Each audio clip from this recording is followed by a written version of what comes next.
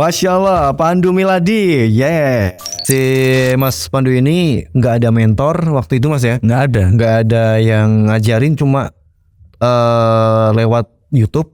Dari YouTube otodidak, dan sampai sekarang produknya pun ataupun brandnya jadi sampai sekarang ya. Bro, ini nih ngomongin perkulitan duniawi ya. Siap. Iya, perkulitan duniawi ini kayaknya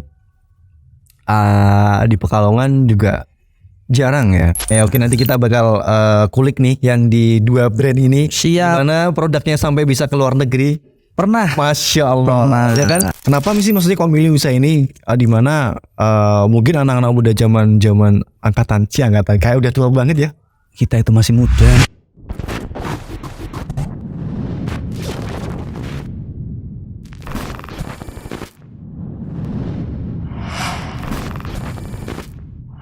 Bismillah, Masya Allah. Kedatangan teman lama sih sebenarnya dari SMP itu. Teman saya sudah berteman sama si Doi nih. Doi. Kayak lawas banget ya Doi ya. Lawas banget ya. Doi itu berarti era 90-an. Kelahiran 70-80-an. 70-80-an. Pakainya masih Doi. Doi ya. Doi. Masya Allah, Pandu Miladi. Sehat ya Mas ya? Alhamdulillah. Alhamdulillah. Mas Vino apa kabar? Sehat dong, alhamdulillah. Luar biasa. Asik ya ini. Ini ya di sini nih, di Nida Podcast ya. Awalnya kalau pas waktu saya ngehubungin itu tuh berasa gimana sih Mas? Maksudnya ragu nggak sih ketika saya undang ke sini? Nggak ragu, malah saya pengen loh Mas. Oh ya? Tunggu diundangnya. Saya penasaran sama studionya, ternyata keren. Masya Allah ya. Ala-ala nih Mas. Keren. Ala-ala. Baru saya lihat mungkin di sini di kota sini ya. Iya. Studio paling oke mungkin sini. Masya Allah. Ya, keren. Ala-ala nih Mas podcast. Ya.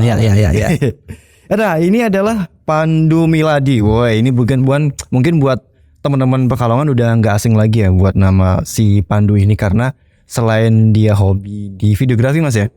Foto juga ya. Foto di video juga hobi, bukan kerjaan tapi hobi. Hobi ya, tapi menghasilkan ya. Menghasilkan ya, alhamdulillah. Tapi selain itu juga dia, jangan salah paham dan jangan salah sangka juga, dia adalah salah satu founder dari Verhoer Leather Goods. Ya, tepat sekali. Masya Allah. Mana ini nggak ada sampelnya Mas? Kebetulan saya tidak bawa. Mungkin nanti lain kali sesi 2 ya. Masya Allah.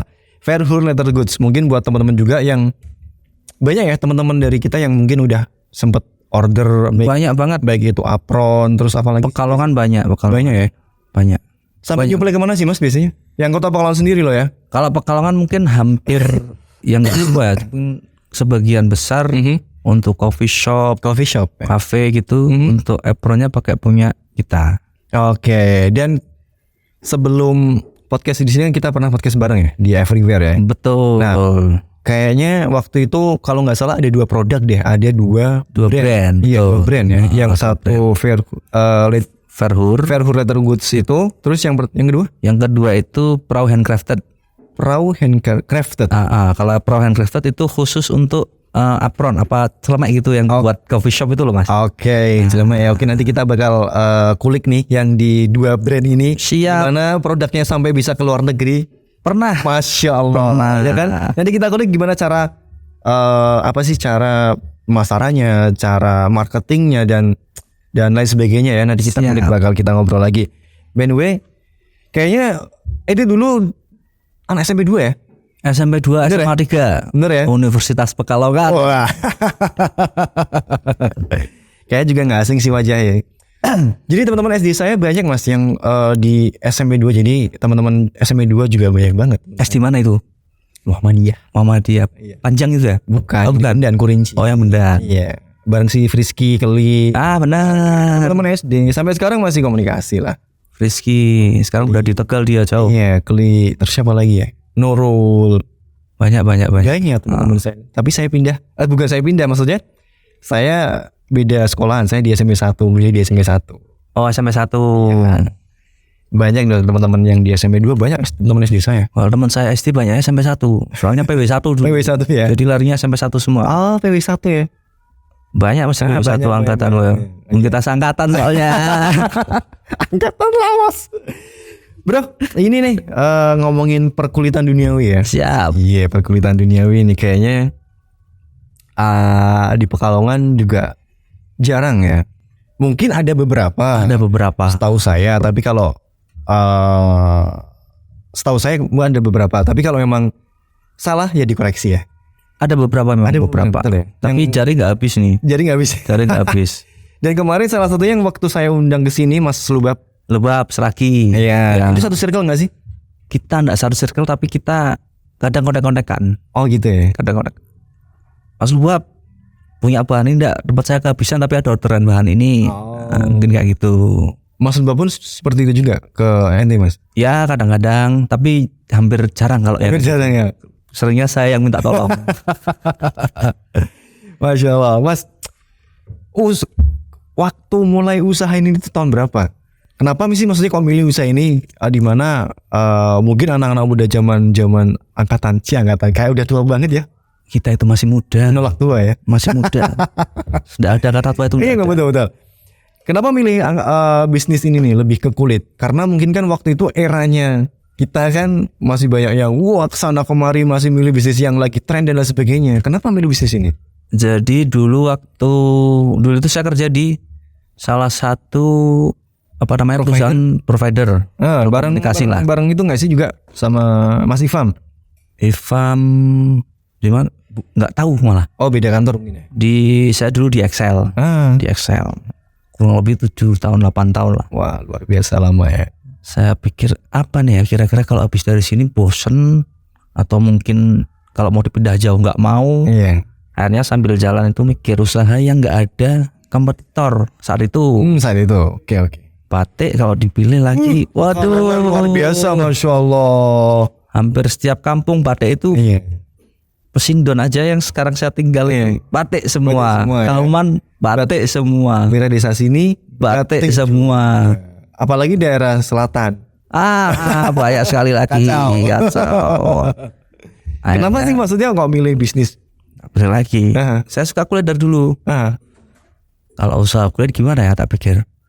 Oh kayaknya ini oke, nggak ada kompetitor. Ya waktu itu nggak ada kompetitor. Sampai saat ini pun mungkin kompetitor sedikit di kota sini lah ya. Betul. Di kota sini sedikit. Akhirnya saya pilih oke lah kulit. Satu lagi kalau kulit itu dia itu kan apa sih bahasa Inggrisnya everlasting Pak ya? Iya everlasting. Nggak dimakan zaman lah. Iya betul. Nggak dimakan zaman.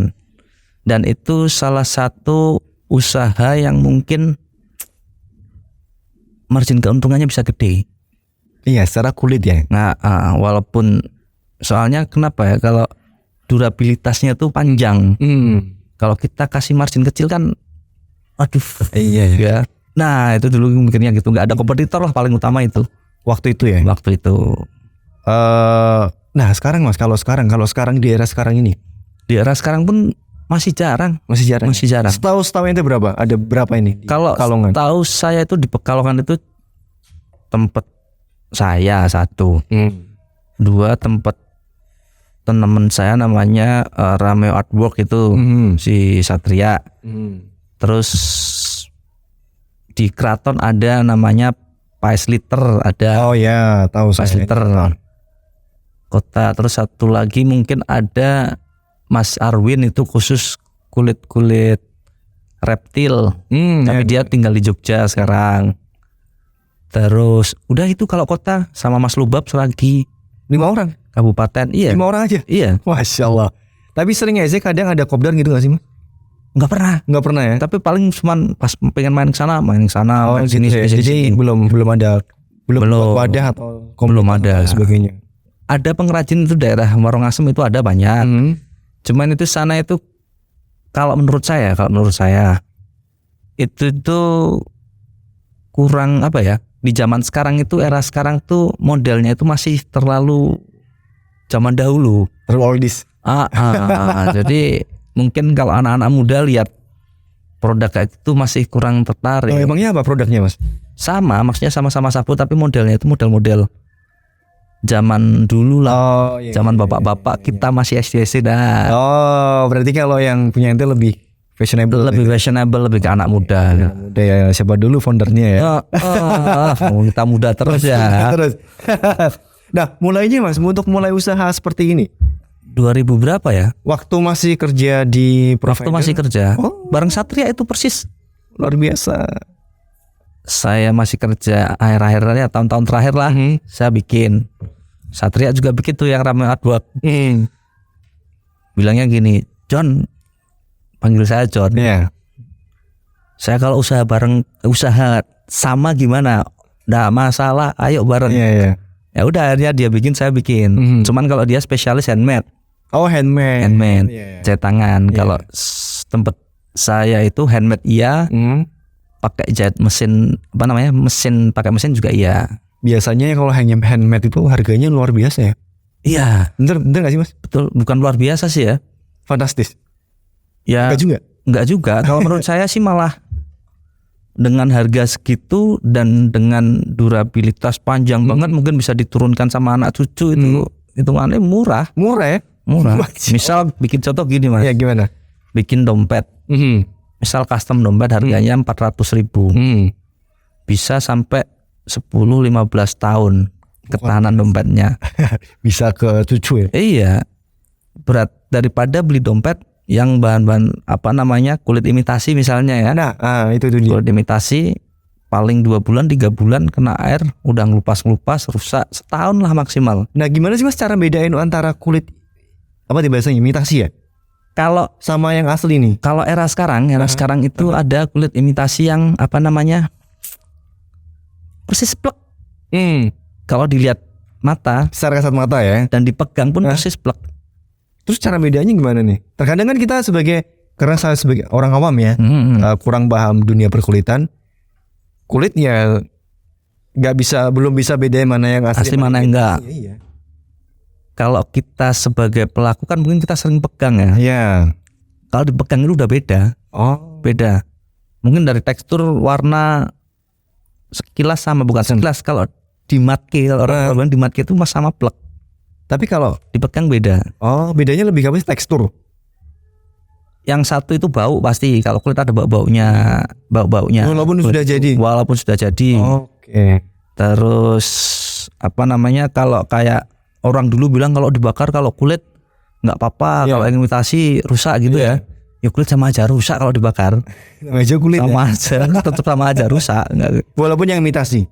Kalau yang imitasi rusaknya lebih cepat. Misal dibakar gitu langsung rusak. Soalnya kalau imitasi itu kan biasanya campurannya itu ada kayak plastiknya itu loh. Oh, sebenarnya bahan dasarnya apa Mas? Yang apa? Imitasi. Imitasi itu Emang ada kulitnya? Ada yang campuran sama kulit. Jadi ada namanya kelas paling tinggi imitasi namanya poliuretan. Poliuretan. Itu sintetis paling tinggi, ada campuran kulitnya sedikit. Ada campurannya. Sedikit. Iya. Walaupun berapa persen gitu ya. Misalnya empe ikan tenggirinya segini toh. Nah, itulah. Ya paham. Misalnya gitu. Itu kelas paling tinggi tuh poliuretan. Tapi secara kalau yang pasti kalau kayak kulit asli apa yang enggak, yang dilihat itu nanti waktulah yang membuktikan. Iya betul ya, waktu ya. Kalau mungkin imitasi cuman berapa bulan? Iya. Hitungan bulan? Apa ya? Kalau yang imitasi? Imitasi itu kalau kena hujan itu pasti rusak. Pasti. Misal kena hujan-hujanan nih, habis itu dipakai lagi beberapa kali pasti rusak. Pasti rusak ya? Pecah. Oke, berarti perbedaannya lebih ke tekstur mungkin ya? Ya, kualitas jauh lah. Ya, tekstur dan bahannya udah beda. Berarti kan saya sebagai orang awam berarti kan berarti yang pertama harus megang dulu Mas ya? Pasti pegang. Biasanya kalau dicium baunya enggak. Kalau imitasi itu enggak bau sama sekali, baunya ya kayak sofa baru itu. Oke. Gitu. Nah, kalau yang kulit asli berarti ada apak-apaknya gitu. Kalau yang kulit asli ada apaknya dikit. Dikit ya. Kalau yang kimia apaknya dikit, tapi kalau yang nabati kalau bahasa kerennya itu di mana namanya? Di Amerika itu namanya vegetable tainted litter. Oke. Nah, kalau itu baunya agak nyengat dikit. Tapi kalau vektan itu semakin lama warnanya itu semakin naturalnya itu bagus. Kalau yang imitasi nggak ada bagus-bagusnya berarti. Ya namanya juga KW ya Mas ya. Ya imitasi itu ya dari beli nggak rusak gitu toh. Kalau kulit beli semakin lama semakin bagus teksturnya. Namanya juga KW, di mana-mana memang nggak bagus ya. Iya. Nah, kalau cara itu gimana Mas? Cara perawatannya, lebih ke perawatan. Nah, kalau dia kan itu terkadang kan ada yang orang susah nih betul. cara merawat barang-barang yang dari bahan-bahan kulit gitu. Ini mungkin sekedar pengetahuan ya, ilmu lah ya. Iya. Jadi kalau kulit pun walaupun durabilitasnya lama, kalau perawatannya nggak oke juga bisa 1-2 tahun rusak. Oke. Contoh, misal sabuk kulit nih, Iya. ke pinggang, Iya. kita kehujanan, jangan dijemur di tempat panas langsung. Iya, di bawah matahari langsung. Iya, nanti akhirnya jadi keras, pecah, patah. Oke. Harusnya diangin-anginin aja, jangan sampai kena matahari langsung. Udah sambil ya sabar nunggu agak kering sendiri. Berarti nggak usah dilap atau gimana? Nggak usah dilap, nggak itu kalau kulit itu pasti meresap airnya. Oke. Misalkan air itu airnya meresap Sendiri ya? meresap sendiri. Perlu nggak sih Mas misalkan pakai semacam wax untuk kulit gitu?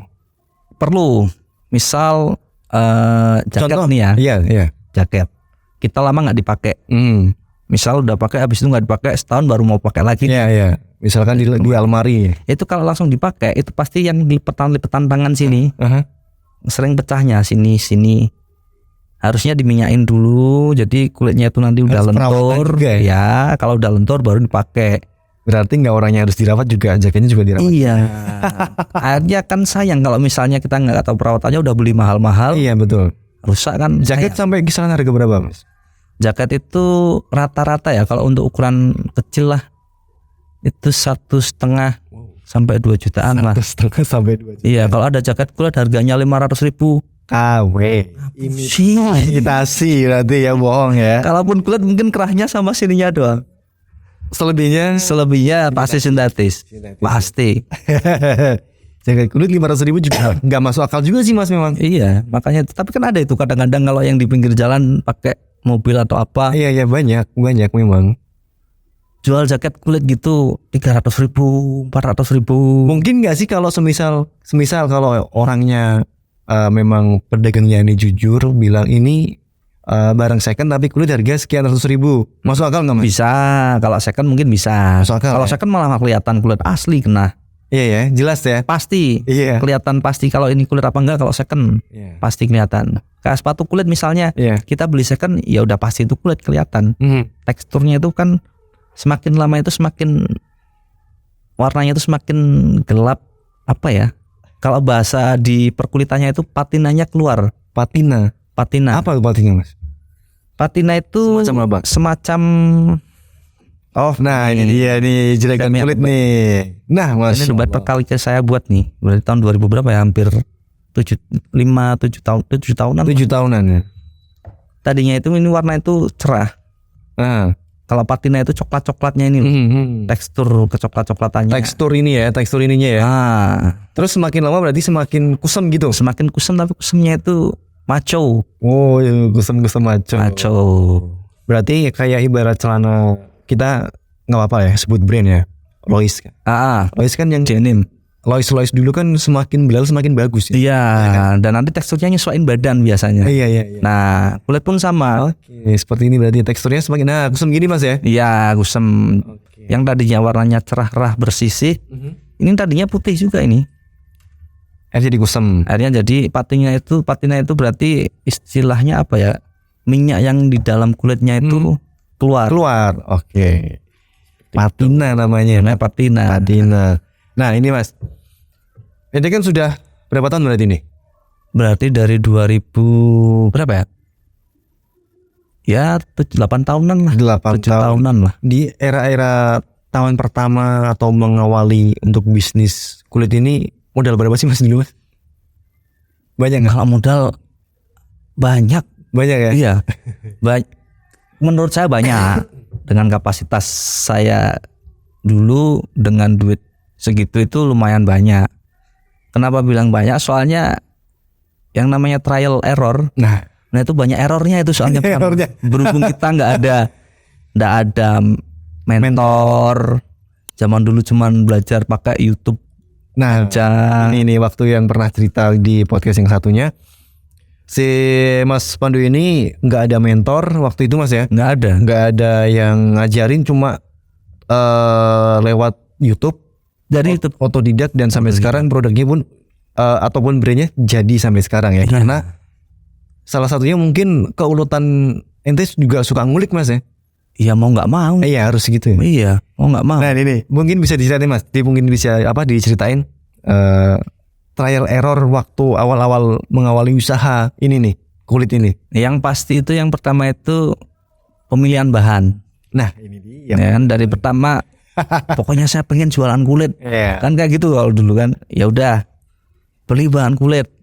Yang namanya bahannya aja kan udah mahal kalau kulit kan. Berapa zaman segitu Mas? Zaman dulu itu satu lembarnya itu ya mungkin sebesar Ini meja ini? ya 3/4 lah, 3/4 meja ini. Itu mungkin sekitar 1 jutaan lah. 1 jutaan. 1 jutaan. Nah ternyata kulit itu bahannya macam-macam Mas. Nah ini dia cerita yang menarik nih.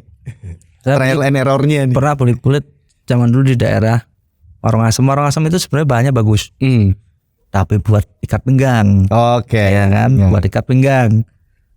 Saya beli di sana, tapi saya pengen bikinnya dompet Mas. Kan tebel banget itu, tebelnya sampai sekitar 4 mili. 4 mili. 4 mili dan itu cuman buat sapu. Tok.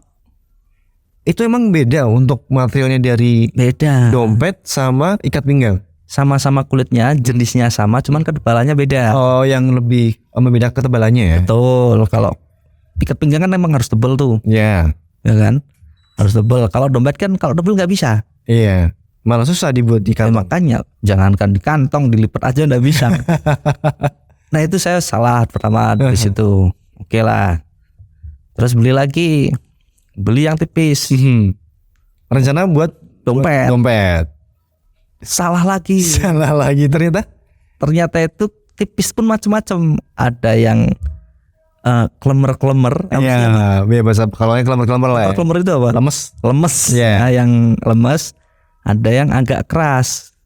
Nah kalau dompet itu enaknya agak keras. Yang agak keras. Agak keras. Kalau lemes itu kurang kokoh lah. Biasanya buat apa ya gitu Mas?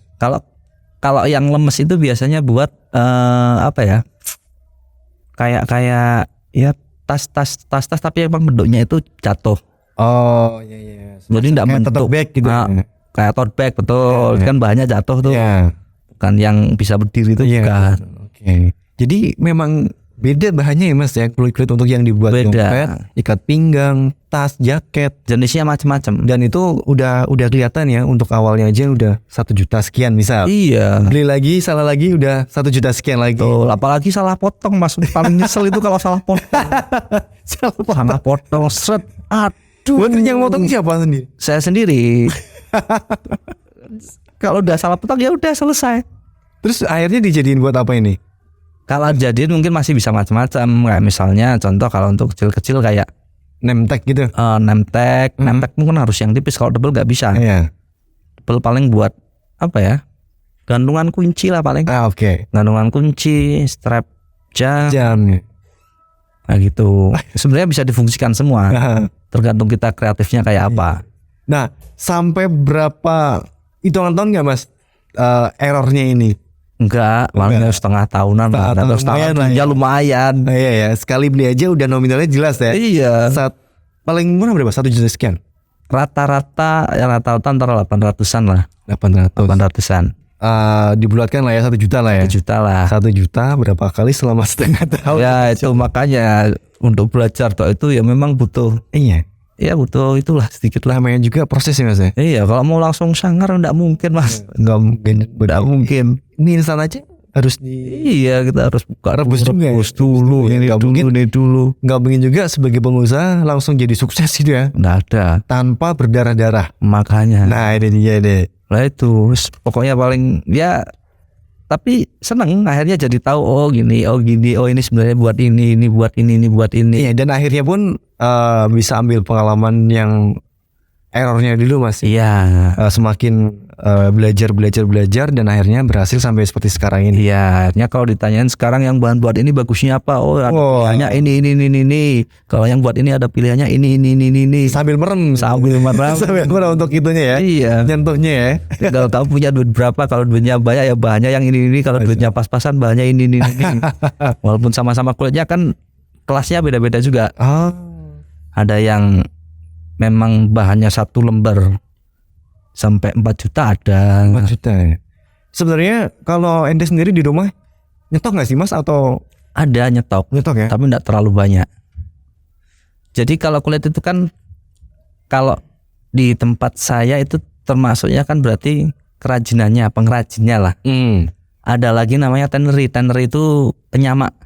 Iya. Itu yang bikin kulit lembarannya itu dari kulit mentah jadi kulit bahan lembaran itu namanya penyamak. Berarti udah ada vendor sendiri ya? Ada. Untuk yang mulai dari penyamak atau udah? Udah. Itunya penjahit? Penjahit pakai penjahit sendiri. Penjahit sendiri. Kalau mesin saya punya penjahit sendiri. Oh. Kalau yang handmade saya yang jahit sendiri. Masya Allah, bisa jahit sendiri ya? Yang dondomi. Kalau orang sini bilang dondomi. Nah ini Mas, orderan yang saya pengen tanyakan cara masarnya gimana sih Mas? Maksudnya kan produknya itu sudah sampai luar negeri loh. Caranya itu gimana? Maksudnya dengan cara yang dengan model-model sekarang mau kayak model ads gitu atau cuman hanya organik manual biasa aja?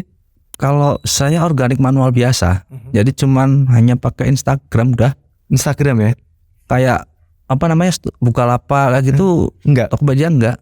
Instagram? Belum, cuman Instagram. Dari Instagram itu kayaknya udah cukup lah. Udah cukup menurut saya. Tapi mungkin nantinya saya pengen masuk ke situ. Masuk ke marketplace. Marketplace. Ini masih berarti selama ini orderan masih masuk Instagram? Masuknya kebanyakan Instagram. Tapi luar biasa loh, Instagram sudah bisa produknya ke luar negeri. Ya, kalau luar negeri itu kebanyakan sih untuk apronnya yang brand perahu. Oh, brand perahu. Apron. Tapi untuk bahannya tetap kita pakai kulit tapi kombinasi kanvas. Oke. Jadi depannya sini yang untuk badan dadanya itu kanvas, tapi untuk tali strap-strapnya itu semua full kulit semua. Oh, full kulit semua. Itu sampai mana paling jauh ya? Afrika, Mesir pernah Mesir. Masya Allah, Mesir pernah ya? Orang jual kembang. Yang beli itu orang jual kembang. Antara orderan dan ongkos kirimnya mahal ongkos kirimnya. Mahal ongkos kirimnya. Itu saya ke kantor pos itu order aja itu ongkos kirimnya mahal. Berapa Mas, sampai berapa Mas? Dulu berapa ya? Mahal kok sampai 1 juta berapa gitu untuk ongkirnya tok. Ongkos kirimnya aja. Ongkos kirimnya tok. Orderannya? Orderannya sih lumayan 3 jutaan lah. Tapi kan kalau untuk ngirimnya segitu kan termasuknya udah separuh sendiri. Iya. Jumlahnya cuman berapa biji? Iya, berapa pieces ya? Iya, cuma 2 biji tapi ngirimnya itu kok segitu. Udah di kemana negara mana aja Mas selain Mesir? Mesir pernah. Belanda pernah. Belanda itu pernah sekali. Apron juga apron semua. Kayaknya apron semua. Kalau untuk yang kerajinan full kulitnya belum. Terus Singapura pernah barbershop. Malaysia pernah barbershop. Terus ada lagi mana ya negara yang agak nggak terlalu terkenal negaranya apa ya? Terlalu terkenal. Belanda.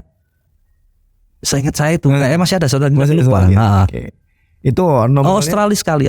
Nominalnya juga lumayan Mas ya? Lumayan. Harganya juga ada bikin beda Mas kalau luar Mas. Iyalah ya. Sekarang mungkin nggak mungkin juga disamain dengan harga yang di lokal ya. Sayang lah. Kesempatan. Nah yang saya bikin menarik tuh maksudnya produknya sampai luar negeri dengan cuman pakai Instagram aja. Iya. Tapi kedepannya tetap ingin pakai AdSense gitu nggak Mas? Nantinya pasti. Cuman saya pengen belajar dulu sistemnya itu gimana itunya, apa namanya sih ya bahasanya ya, digital marketingnya ya Pak. Iya digital marketing. Nah itu pengen belajar dulu. Kalau mau nge-hire orang kan kayaknya mahal Mas. Betul. Nge-hire orang buat digital marketing nih misalnya mahal. Mending belajar sendiri. Iya belajar dulu sendiri. Kalau kita udah paham, udah ada ilmunya. Baru mungkin kalau mau nge-hire oke lah. Oke ya. Nah kalau untuk yang Mas saya minum ya? Iya monggo silakan Mas, silakan diminum. Ini bukan untuk pajangan Mas, diminum Mas. Kalau yang untuk di lokal Mas, lokal sendiri tuh ini sampai itu nggak sih apa bahasanya sebagai kan produksi besar ya. Biasanya dari kafe-kafe ataupun dari barbershop pesanan masuk ke Kebanyakan ya. iya. Berarti kalau zaman dulu pertama saya bikin itu yang brand apron itu di Indonesia cuman ada berapa ya? Nggak ada, maksud 5 lah. Mungkin yang paling terkenal itu 5. Termasuk punya saya termasuk. Soalnya zaman dulu Pekalongan masih belum ada coffee shop lah. Iya. Baru ada itu coffee shop di depan perumahan Bina Gria itu. Yang di mana nih? Depan pintu gerbang Bina Gria perumahan itu loh. Oh, oke, yang sekarang udah tutup ya. Ya sekarang jadi jual apa namanya, jual baju muslim itu loh. Ya baju muslim ya, betul. Muslim itu. Nah di situ masih jarang coffee shop. Sesudah coffee shop bermunculan nih menjamur nih. Wah, ini biasanya orderan tambah banyak. Nah itu saya suka itu kalau pas itu. Kalau waktu zaman awal-awal itu malah kebanyakan pesanan itu luar kota semua. Luar kota semua. Sini masih belum menjamur coffee shop, paling cuman baru 1, 2, 3-an lah. Beberapa coffee shop. Itu masih luar kota semua. Papua pernah. Papua. Paling jauh Papua, Medan pernah. Hampir semua pulau pernah. Kalimantan pernah. Satu apron Mas untuk biasa yang ini jual ke coffee shop. Kalau udah harganya, harganya rata-rata kalau yang kombinasi strap kulit itu mulai 350 ribuan. 350 ribuan. Jadi depan full kanvas katun, strapnya full kulit sapi semua. Desain suka-suka mereka. By request mereka. Custom termasuknya. Custom ya. Custom semua kalau apron. Nah, harga custom nih biasanya kan. Harga custom antara harga apa berarti Mas? Harga custom sama kan? harga yang misalnya memang bawaan dari desain kita beda. Wah, ini dulu ya harga custom berarti kan desain suka-suka. Berarti menghargai harganya juga suka-suka ente. Nah, desain suka-suka ente, harga suka-suka kita. Cocok, ayo. Cocok ya? Nggak cocok, nego dikit. Cocok, berarti cocok deal bungkus. Iya. Jadi mereka pengen custom nih, saya pengennya gini. Nah.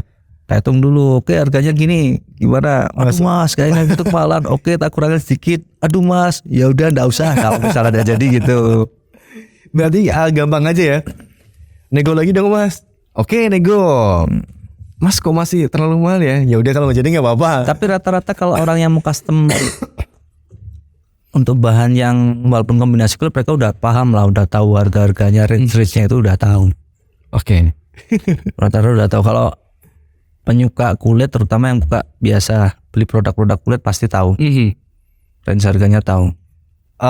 Sampai itu nggak sih mas? Dari yang apa? Brand yang kedua tadi namanya untuk apron? Apron itu perahu. Yang perahu tuh sampai nyetok nggak sih, nyetoknya untuk di? Kalau nyetok enggak? Sama sekali nggak pernah nyetok kalau perahu. Oke. Semua custom. Mungkin udah ribuan kali ya, ribuan piece mungkin. Ribuan piece keluar ya? Keluar. Masya Itu custom semua. Custom Satu dari pun enggak ada. Dari harga mulai dari 300 ribuan. Kalau yang kombinasi kulit, tapi kalau yang full canvas rata-rata 150 sampai 200-an. Full canvas. Full canvas katun. Jadi buat juga nih yang full canvas. Bikin kan kadang coffee shop ada yang kecil. Oh iya. Ada yang gede, ada yang duitnya nggak terlalu banyak untuk untuk kostum seragam. Itu ya kita ada pilihannya yang nggak sama kulit, makanya kita bikin brandnya perahu bukan Verhur. Kalau Verhur full kulit semua. Berarti kan ini ada dua segmentasi ya berarti ya, antara perahu dan Verhur ya. Betul. Berarti yang Verhur ini memang yang full semua, full kulit dan yang ini yang istilahnya yang low price lah ya. Low price, dan itu cuman apron aja. Apron aja. Nanti bisa di search di Instagramnya ya kalau buat teman-teman yang penasaran dengan karya-karya dari Mas Pandu ini ya. Perahu handcrafted. Kalau yang untuk apron, kalau yang untuk kulitnya itu Verhur Leather Goods. Nah ini nih yang bikin saya penasaran juga nih. Omsetnya ini pasti luar biasa nih. Waduh, nanti dikira sombong mas. Gak apa-apa, sombong sedikit mas. Gak. Maksudnya ini dari usaha kulit ini tuh sudah yang pasti untuk menafkahi keluarga lah ya. Lumayan lah bisa lah ya. Tapi ini yang bikin penasaran kan, pengusaha kulit, secara kulit tuh dari modalnya aja udah mahal, apalagi harga jualnya dan omsetnya ini luar biasa pasti. Ya Sebutin aja, nggak usah sebutin banyak, angkanya aja. sama aja sebutan banyak. Sadar berarti. Ya lumayan lah, lumayan istilahnya masih bisa buat hidup sama masih bisa buat nabung, masih bisa buat Alhamdulillah. dolan. Masih bisa buat main juga ya. Masih. Kalau disebutin ini kena pajak. Iya. Repot lah. Repot dan. Nah, masya Allah ya. Nanti mungkin kita undang Mas Pandu lagi untuk yang di sesi 2-nya Mas ya. Terima kasih loh, saya sudah duluan sini loh Mas Pino. Iya, Saya senang banget lihat studio bagus. Alhamdulillah ini podcast ala-ala Mas. Keren. Dan nanti mungkin yang sesi 2 mungkin nanti produknya bisa dibawa Mas. Jadi untuk ini loh produknya. Siap. Ini loh dari produk perahu ini dari yang dari leather goods-nya. Ya kan untuk display untuk buat Siap. teman tahu. Wah, jadi nggak langsung dari Instagramnya tapi langsung wah ini ketika Keren. ketika Nanti kita bikinin gelang tulisan Ida Podcast. Masya Allah. Keren loh. luar biasa. Mas, pesan dong buat teman-teman yang pengen mungkin ya memulai usaha kulit. Kalau pesen yang pasti apa ya? Intinya tekun aja lah. Ya, karena ini kan udah udah 8 tahun main di perkulitan ya. Mungkin ada teman-teman yang baru mau mulai usaha kulit nih. Jadi kadang kan browsing atau lihat YouTube dan ini dari versi inti nih Mas, ya kan. Jadi kalau untuk yang mau baru mainan kulit, Ya. intinya jangan bosan, kebanyakan bosan Mas. Bosannya dalam arti nggak jadi susah, kan pasti ngelewati masa itu. Iya, pasti. Salah mau atau apalah pasti susah. Beberapa kali teman saya juga pengen mainan kulit juga, kalahnya itu di situ. Udah kalah duluan. Menyerah sebelum bertanding. Iya, udah bertanding tapi belum selesai waktunya udah nyerah. Nah itu mungkin kendalanya tetap di modal pertama, pasti agak gede. Iya. Kalaupun yang modal gede mungkin kalahnya yaitu kalahnya di tekunnya itu. Tekun, ya? Yang penting itu tekun. Betul. Tekun terus belajar, udah itu. Apapun usaha itu Mas ya. Apapun usahanya, Yang penting ditekuni memang paling. tekuni sambil pokoknya belajar terus sampai sekarang pun saya tetap masih belajar. Itu belum selesai tuh perkulitan tuh sebenarnya belajarnya. Masih ada banyak lagi. Banyak lagi jenis kulit aja banyak banget. Kenapa nggak buka itu Mas, nggak buka semacam apa untuk teman-teman belajar gitu? Kan juga bermanfaat buat teman-teman. Betul. Teman saya soalnya udah pernah bikin si Rame Artwork si satu ya. Itu pernah bikin, cuman mungkin kalau di sini untuk Antusiasnya itu kurang. Antusiasnya kurang. Anak-anak mudanya sini kurang ya. Ya kurang. Mungkin ya beda lah ya, mungkin ya minatnya di bidang lain lah mungkin. Itu berbayar nggak Mas? Apanya? Gratis dulu. Udah gratis, nggak mau belajar. Udah gratis. Cuman kalau dulu kalau nggak salah ya itu sama kolaborasi sama coffee shop, cuman mereka cuman jajan kopi, dapat kopi, udah dikasih pelatihan, dia kasih tutorial lah, istilah pengetahuan lah sedikit. Iya, edukasi ya, ilmu loh padahal loh. Luar biasa kalau udah perkulitan gratis pula. Iya, kita dulu nyari YouTube bahasanya Inggris susah. Terus ngertiin inilah jenisnya, ternyata kulit sana sama kulit sini Tapi beda. ada rencana nggak sih Mas, maksudnya untuk memang nantinya Anda tuh pengen buka untuk teman-teman yang mau belajar gitu, berbagi ilmu lah, sharing. Kalau ini kan sharing tapi lewat media. Kalau saya pengennya itu cita-cita itu pengen bikin workshop sendiri tapi agak gede. Masya Allah. Jadi bisa istilahnya kalau orang datang itu bisa sekalian lihat prosesnya. Kalau misal pengen ada plan tempatnya cukup, pengennya gitu. Cita-cita awal itu aja lah workshop tapi agak gede tapi keren. Jadi proses mulai awalnya ya. Dari proses pertama dari motong sampai jadi. Nah ini dia deh. Pengennya gitu. Iya. Semoga tercapai Mas cita-citanya Mas ya. Sama pesan satu lagi Mas. Apa ini? Itu apa namanya, perawatan kulitnya itu juga penting. Nah, orang yang punya kulit. Iya. Orang beli mahal-mahal habis itu perawatannya salah, itu repot. Sayang kulitnya maksudnya. Yang penting kalau orang yang punya barang dari kulit harus tahu cara merawat barang tersebut. Nah ini Mas, saya juga ada set job ya, satu usaha sampingan, cuci sepatu juga. Jadi kulit, repaint juga terima kan pasti? Iya, kulit tuh juga saya juga ada waxnya sendiri. Iya, wax. Sama ada kayak apa sih semacam lotion gitu ya. Ming oil biasanya. Oil, iya. Ming oil. Nah, itu ada sendiri untuk memang untuk kulit, untuk kulit. Memang ada khusus. Iya, jadi saya memang harganya pun Lumayan. beda. Beda. Untuk treatmentnya. Iya, treatmentnya juga agak mahal. Ya, karena sekali dia memang nggak kena air. Cuman untuk yang uppernya itu saya kasih yang lotion itu.